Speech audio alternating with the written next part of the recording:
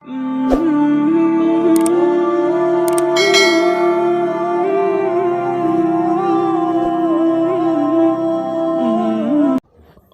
alaikum wa rahmatullahi ta'ala wa barakatu. Insha Allah yau za mu yi magana akan wani sirri mai muhimmanci sosai ga bazawara da budurwa domin samun mijin aure. Insha Allah. Wannan sirrin mujarrabi ne, mutane da yawa sun gwada shi kuma an samu biyan bukata da yardan Allah. Idan budurwa ta kai manzalin aure kuma bata samu mijin aure ba, ko kuma bazawara da ke neman mijin aure, ta samu dabino mai kyau kuma mai tsafta, adadin shekarunta na haihuwa,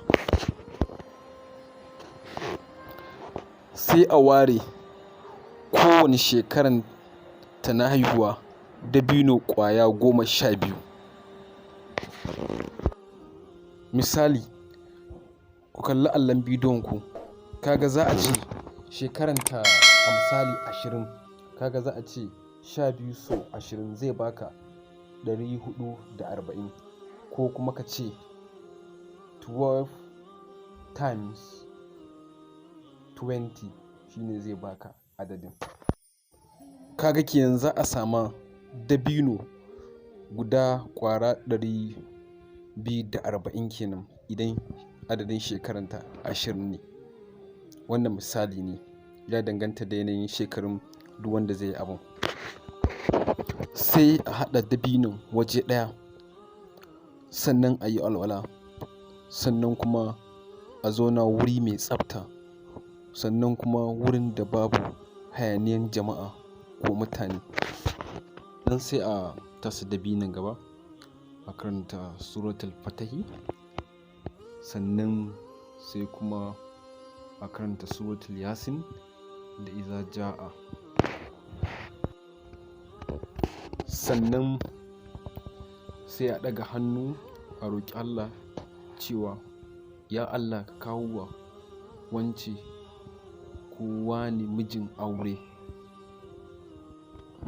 Sannan wannan dabinon sai a rabar da shi ga mabukata ko kuma a ba da shi sadaka ga mutane. Washe gari kuma sai a sake yin alwala, shi ma a wuri mai tsafta, wurin da babu hayaniya, amma a wannan karin babu dabino. Sai mutum ya karanta suratul ɗaha ƙafa 3 kullum har tsawon kwana 7. Iznillahi ta'ala, duk wanda ta yi wannan za ta samu mijin aure da gaggawa, insha Allah.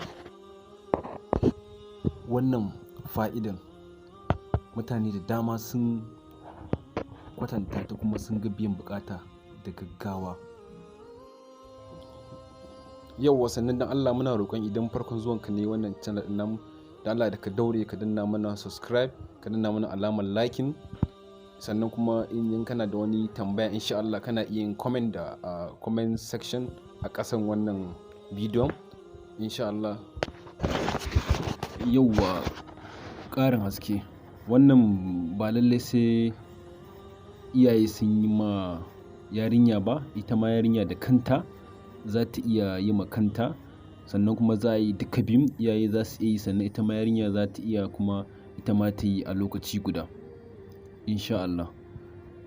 Allah ta'ala ya sa mu dace, insha Allah.